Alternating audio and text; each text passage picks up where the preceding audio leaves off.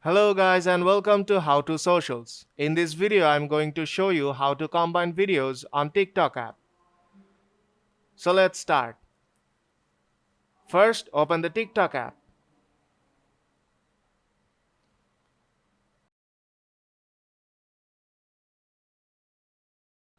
Now tap on the plus icon on the bottom of the screen.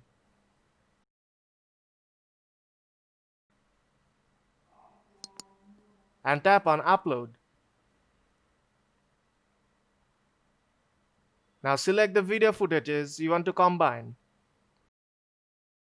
And tap next on bottom right corner. Now you have to select a sound. I'll select this one and let's see how it goes. Now tap next on top right corner and here you will see a preview. Now tap next on bottom right corner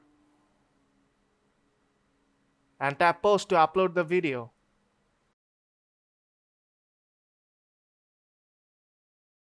And that's how you combine your video footages on TikTok app. So if you find this video helpful, then don't forget to leave a like and see you in the next tutorial.